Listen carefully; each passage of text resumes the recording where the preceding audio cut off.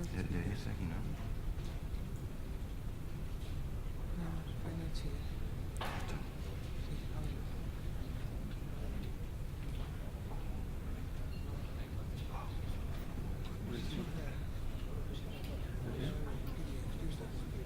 Griffin, this one is okay.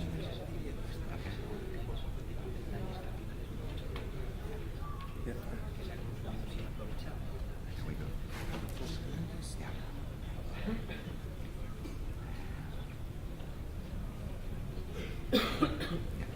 That's it.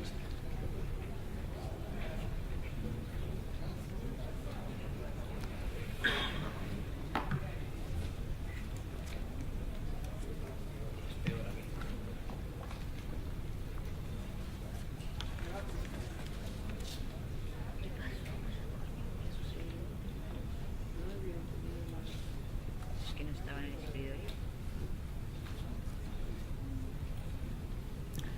Thank you, Aldo.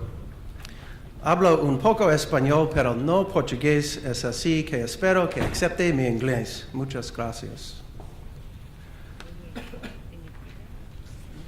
I am delighted to be here in this beautiful country to speak today. One of the reasons I accepted this invitation is that I care a great deal about the news profession and the newspaper business specifically. In my country, and in many of yours, it is the news professionals and the journalists that make for free societies by keeping governments and other powerful interests in check. In North America, where I come from, newspapers have been in deep trouble. While the news industry overall continues to change rapidly, the majority of news and original reporting is done by newspaper organizations. Because their business models are in so much trouble, it is essential that new ways of thriving and surviving be found. The title of my presentation today is News Without Paper. This is because in North America, where internet penetration is over 70%, broadband availability is everywhere, and smartphone and tablet usage is exploding, I believe we are headed toward a future in Western markets where we will see less news with paper and more news with screens. In fact, that is already happening.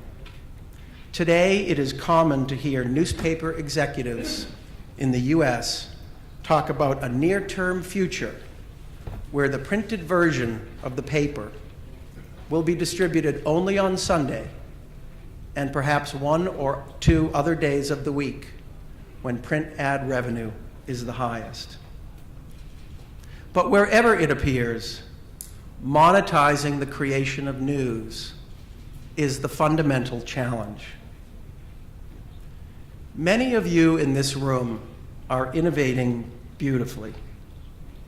In the United States, innovation and new solutions are starting to emerge.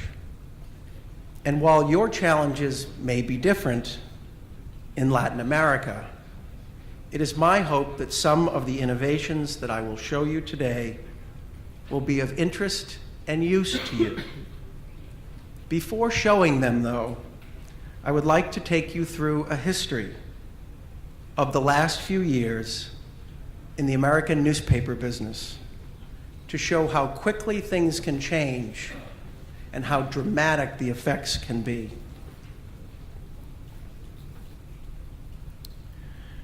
To start off, I'd like to tell you a bit about my journey.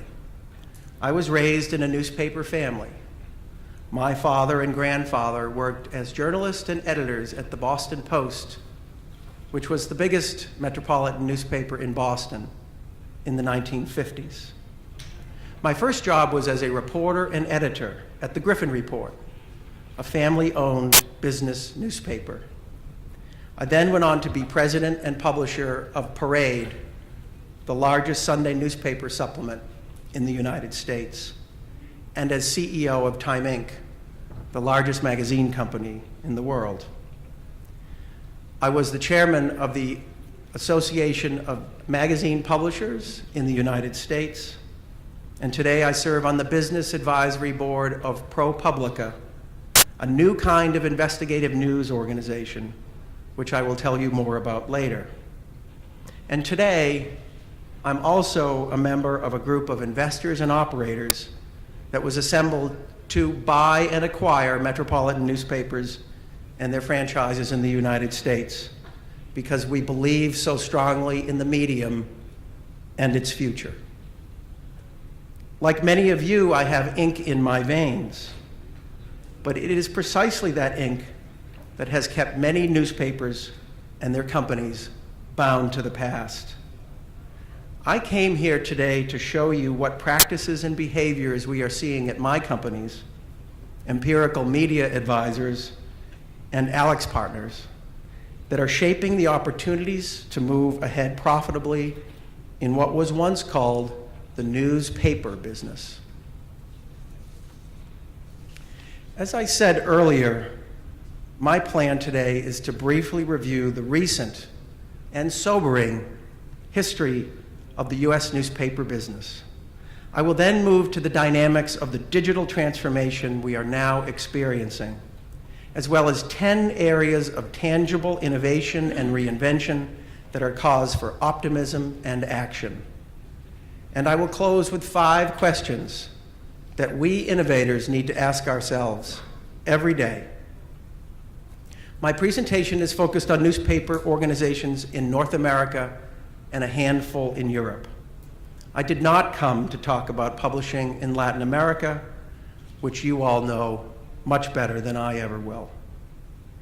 This is a cautionary tale, because what has happened in the North American newspaper business has been a near-death experience for once many prominent newspapers, and many have folded altogether. And while